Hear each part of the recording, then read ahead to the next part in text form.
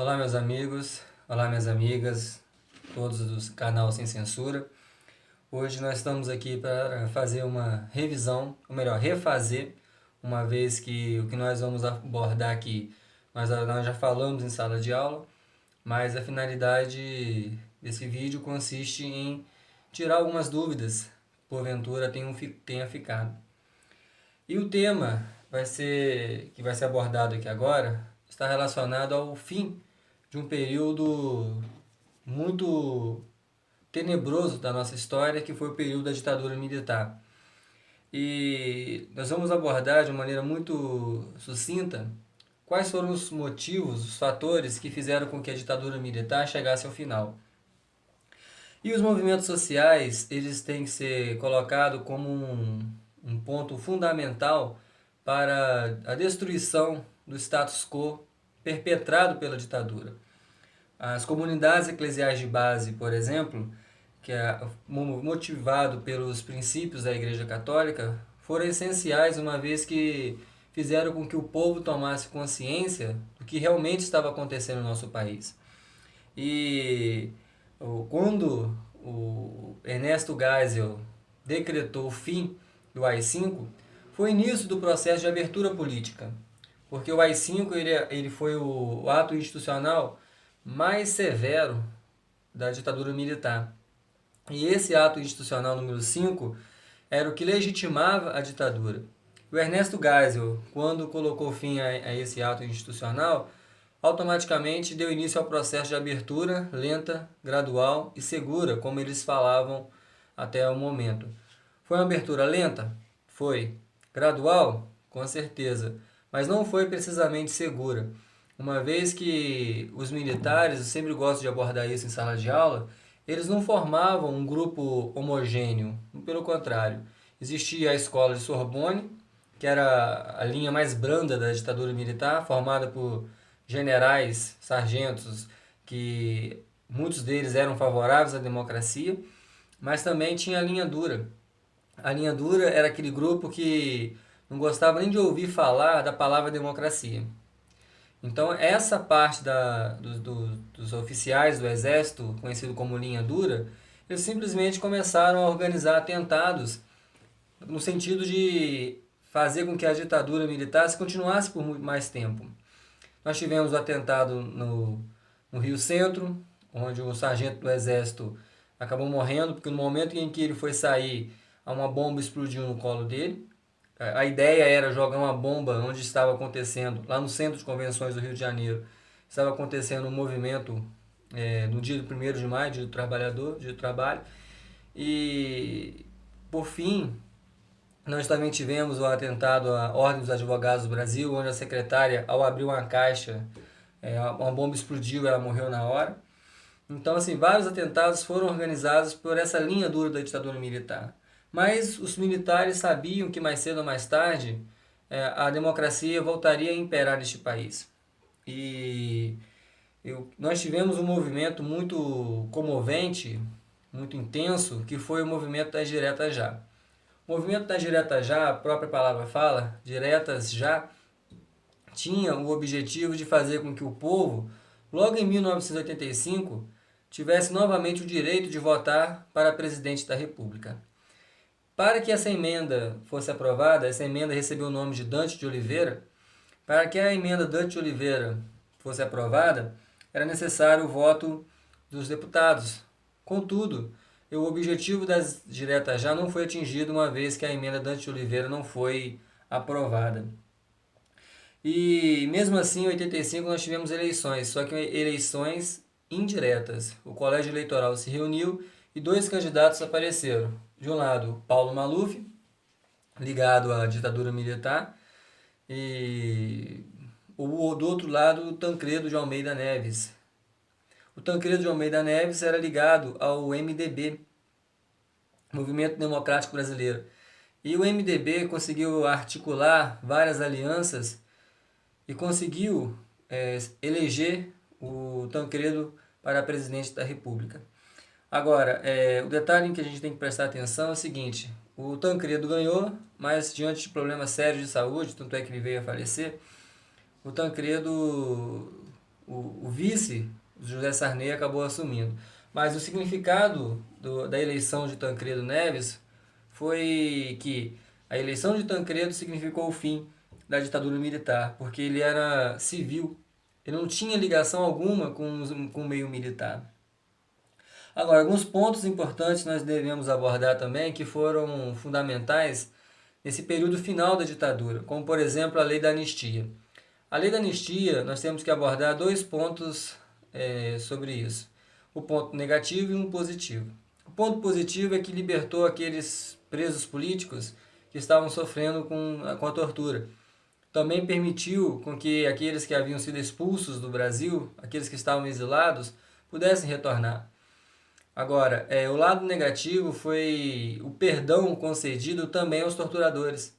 Como eu sempre gosto de frisar em sala de aula, o Brasil, dentre todos os países da América Latina onde o fenômeno da ditadura militar aconteceu, como no Chile, como na Argentina, no Uruguai, o Brasil é o único país onde os torturadores não foram punidos.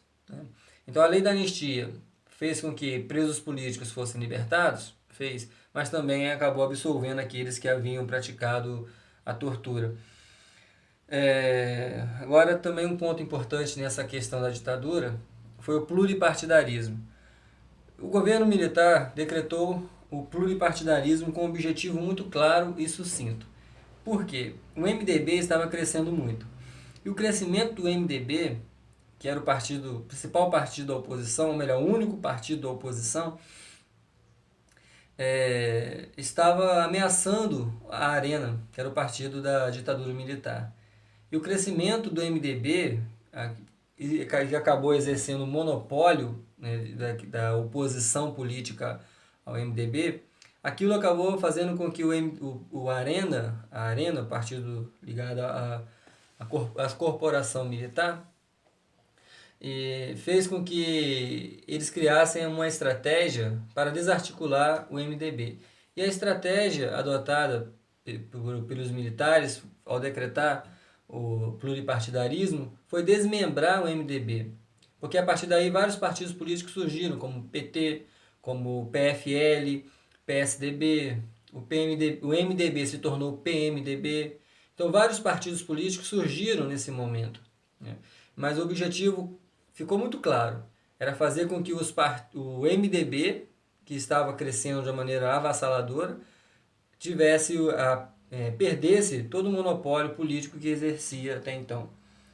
Mas enfim, a fragmentação do MDB aconteceu porque surgiram vários partidos, é óbvio.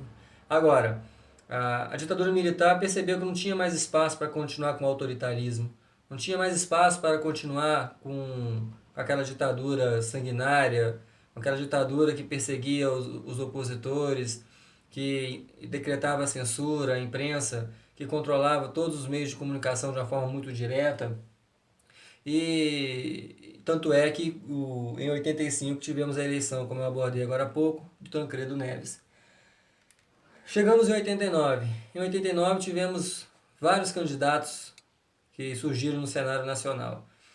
E foi a primeira vez, desde 1964, que o povo voltou a ter o direito de escolher os seus representantes.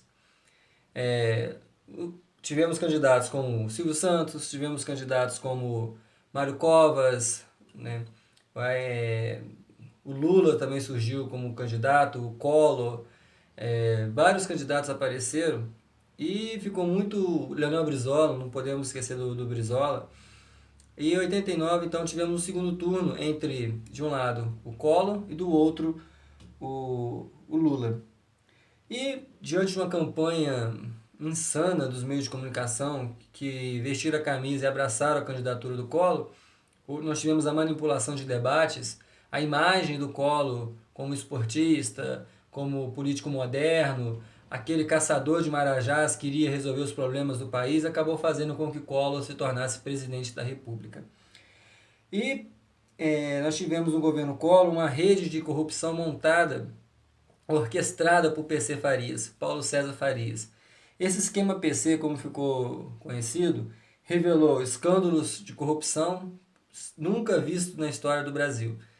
E aqueles escândalos de corrupção fez com que surgisse um movimento conhecido como Caras Pintadas, onde o povo foi às ruas, organizado principalmente pela classe estudantil, e a partir daquele momento nós tivemos o início do processo que culminou no impeachment do Collor. Foi estabelecido a CPI, Comissão Parlamentar de Inquérito, onde foram apurados os principais escândalos, né, divulgados até então. Deve-se ressaltar que o próprio irmão do Collor foi também a imprensa divulgar tudo aquilo que estava acontecendo nos bastidores do governo Collor, o Pedro Collor de Mello. E tivemos um fato também importante que foi a morte do PC Farias, foi encontrado morto junto com a sua namorada, que o crime que até hoje não foi solucionado. Mas o PC Farias, ele sabia de todos os esquemas de corrupção, ele era amigo pessoal do Collor, ele tinha uma amizade muito íntima com o Collor, foi tesoureiro da campanha dele, enfim. Tudo indica que foi queima de arquivo, mas não tem nada comprovado nesse sentido. Agora, dentro desses esquemas de corrupção que nós percebemos, o impeachment era inevitável. Aconteceu o impeachment e quem assumiu foi Itamar Franco. Agora, no governo Collor iniciou aqui no Brasil uma onda de privatizações. E essa onda de privatizações de empresas estatais, ela também culminou na diminuição das restrições à presença de capital estrangeiro. Né? Investimentos estrangeiros passaram a se consolidar no nosso país. Né?